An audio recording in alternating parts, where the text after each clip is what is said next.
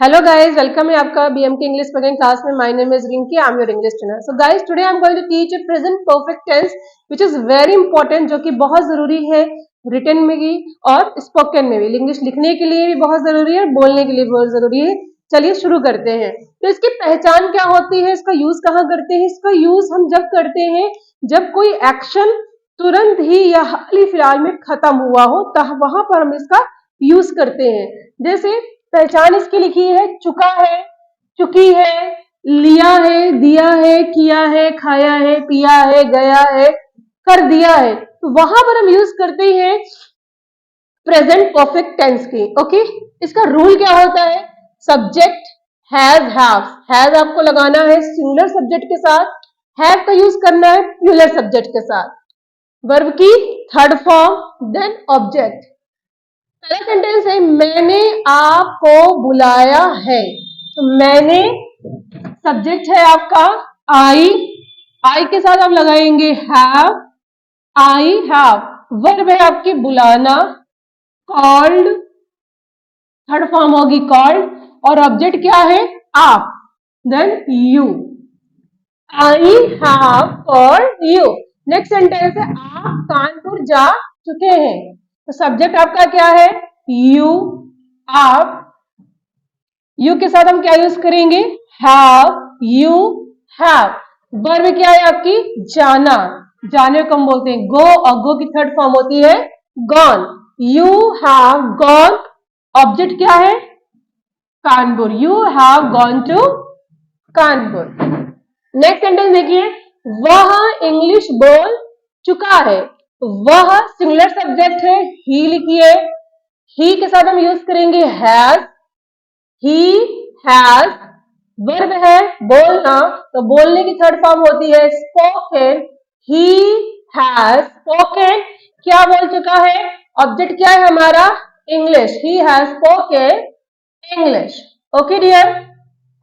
So the way you can translate many and many sentence. Okay, तो अब आते हैं यहाँ एडवर्ब्स में. मैंने कुछ एडवर्ब्स लिखे हैं जो प्रेजेंट परफेक्ट टेंस के साथ यूज होते हैं. As like ever, never, several, already, yet, just, recently, so far and up to. First of all मैं आपको बताऊंगी सेवरल टाइम. जैसे मैंने कहा मैं अनेक बार कानपुर जा चुकी हूँ. तो मैं जा चुकी हूँ, मैं कॉल आई के साथ आप कौन सी हेल्पिंग वर्ब लगाएंगे? आप आई के साथ क्या लगाएंगे? हैव. आई हैव जाना, गॉन टू कहां जा चुकी हूं? Kanpur. I have gone to Kanpur अनेक बार, सेवरल टाइम्स. ओके, मैं कई बार कानपुर जा चुकी हूं. नेक्स्ट है आपका नेवर. हम नेगेटिव में यूज करेंगे ऑलरेडी, पहले से ही. एज एम सेइंग, पिताजी पहले से ही आ चुके हैं, यानी कि काम हो चुका है. तो पिताजी फादर हैज कम. अब आप इसको ऑलरेडी को आप पहले भी यूज कर सकते हैं.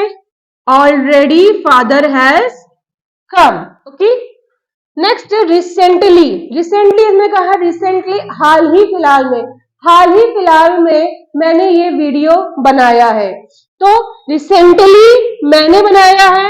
I have banana make, I have made this video. Okay, so the way you can translate many sentences. So now I'm going to teach you present and perfect का negative and interrogative. So negative का जो rule होता है, पहले आपको subject लिखना है, फिर has, have, then not, then verb की third form, then object.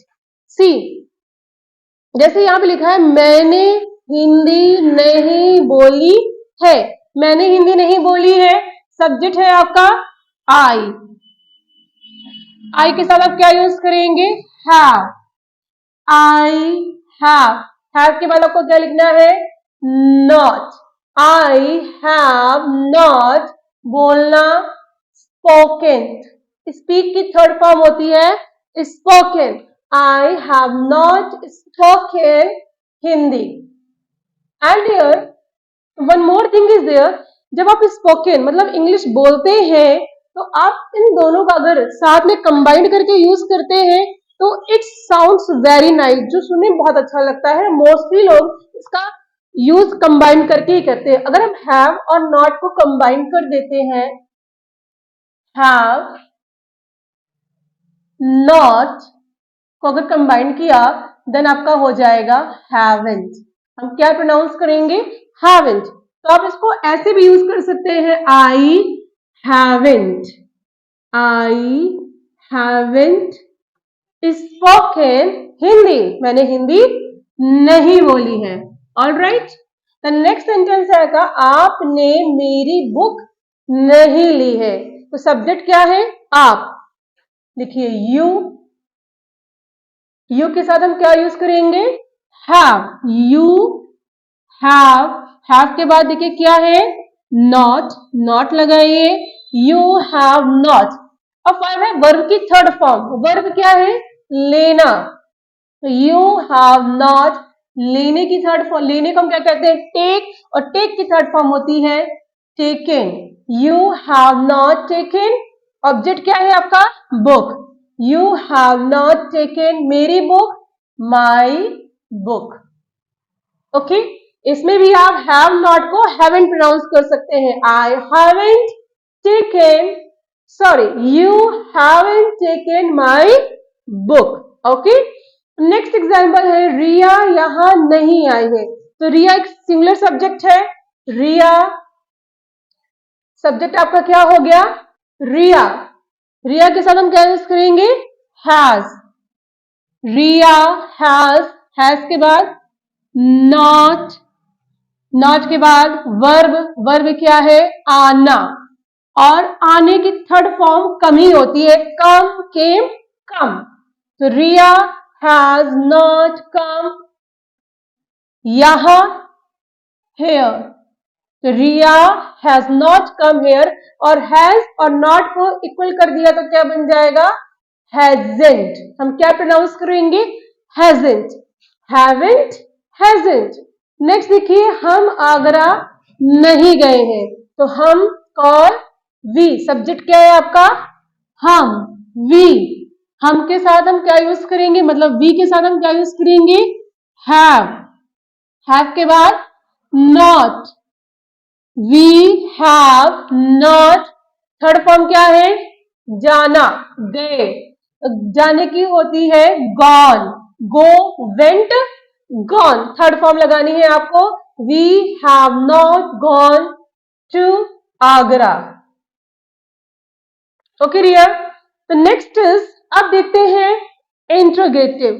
Interrogative वो होते हैं जहां पर प्रश्नवाचक क्वेश्चन वर्ड आ जाए, क्या, क्यों, किस लिए, ऐसे शब्द आते हैं, उन्हें हम बोलते हैं इंट्रोगेटिव। जैसे यहां लिखा है मैंने, क्या वे यहां आ, क्या वो यहां आ गया है। जब क्वेश्चन वर्ड हमारा पहले हो तो इसकी मीनिंग हम नहीं लिखते हैं, क्या को हम कहते हैं वॉट, मगर यहाँ वॉट नहीं लिखेंगे, हम क्या लिखेंगे? हैज या हैव। ठीक है, तो वो माने कि हम एक पर्सन की बात कर रहे हैं, सिंगुलर सब्जेक्ट की, तो यहां पर हम क्या यूज करेंगे? हैज। तो हैज, वो, अगर वो मेल है तो ही लिखिए, अगर फीमेल है तो शी लिखिए, वो अपनी अंडरस्टैंडिंग के ऊपर होता है। तो ही हैज, हैज ही। अब देखिए पहले आपका हैज हो गया, फिर सब्जेक्ट ही, अब क्या रहे? वर्ब की थर्ड फॉर्म, और वर्ब क्या है? आना, कम। हैज ही कम, ऑब्जेक्ट क्या है आपका? यहां, here. Has he come here, has he come here. क्या आपने मुझे बुलाया है? तो आप, सब्जेक्ट क्या है आपका? आप, यानी कि यू, यू के साथ हम क्या लिखते हैं? हैव। तो यहां पहले आप हैव लिखेंगे, हैव, आप, यू। वर्ब की थर्ड फॉर्म, वर्ब क्या है? बुलाना, दैट्स कॉल्ड कॉल्ड। कॉल में हम ईडी लगा देंगे, हैव यू कॉल्ड, और ऑब्जेक्ट क्या है? मुझे, यहां लिखिए मी। सेंटेंस क्या हुआ? Have you called me. Next देखते हैं, आपने मुझे क्यों बुलाया है। तो अब देखिए क्वेश्चन वर्ड यहां पर बीच में है, कहां है? बीच में है। जब क्वेश्चन वर्ड सेंटेंस में बीच में आ जाए तो इसकी मीनिंग हम लिखेंगे। अब इसको उठाकर हम पहले ले आएंगे। अब इसकी मीनिंग, क्यों को हम इंग्लिश में बोलते हैं वाई। अब सब्जेक्ट लिखिए आपका you, why, sorry why question word के बाद आपकी हेल्पिंग वर्ब आएगी have, why have you called me. Okay dear, why have you called me, आपने मुझे क्यों बुलाया है। देखिए यहां पर मैंने कुछ सेंटेंस लिखे हैं, क्या आप कभी कानपुर गए हैं, ये एडवर्ब्स है जो मैंने यहां लिखे हैं। जैसे ये वाला एवर, नेवर, एवर का यूज हम कब करेंगे, नेवर का यूज हम कब करेंगे, सो फार का यूज कब करेंगे और येट का यूज कब करेंगे। देखिए जब हम बात करें कभी, जैसे क्या आपने कभी मूवी देखी है, क्या आप कभी आगरा गए हैं, जब ऐसे क्वेश्चन आपसे हो तो हम यहाँ पर क्या यूज करेंगे, एवर, कभी के लिए। तो जैसे मैंने आपको बताया, जब क्या पहले हो तो हेल्पिंग वर्ब पहले आएगी। पहले आप लिखिए हैव, सब्जेक्ट क्या है आप यानी यू, हैव यू। अब ये कभी के लिए आप क्या लगाओगे, ever. What would you use, ever, have you ever. अब लगाइए यहां पर वर्ब, वर्ब क्या है गॉन, मतलब जाना, have you ever gone to Kanpur. Okay dear, next sentence is मैंने कभी भूत नहीं देखा है। आपने देखा हो तो कमेंट बॉक्स में करके मुझे लिखकर बताइएगा, बट मैंने तो नहीं देखा है, टच वुड, मैं देखना भी नहीं चाहती। सो मैंने कभी भूत नहीं देखा है, तो मैंने आई हैव नेवर। देखिए जहां पर कभी नहीं आता है वहां के लिए हम नेवर यूज करते हैं, यहां नॉट का यूज नहीं करेंगे क्योंकि नेवर और नॉट साथ में कभी नहीं आते हैं। तो आई हैव नेवर देखना, सी और भूत बहुत ही खतरनाक चीज है ghost. Okay dear, the way you have to translate the next sentence is उसने अभी तक कार नहीं खरीदी है। उसने ही नहीं खरीदी है, निगेटिव है, ही हैज नॉट भी लिख सकते हैं या ही हैजेंट भी लिख सकते हैं।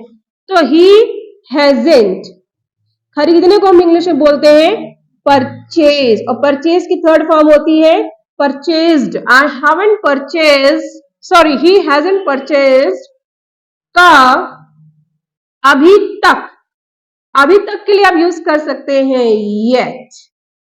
All right, he hasn't purchased car yet। आप इसे बहुत सारे सेंटेंस बोल सकते हैं एज लाइक मैंने अभी तक ब्रेकफास्ट नहीं किया है, आई haven't taken breakfast yet।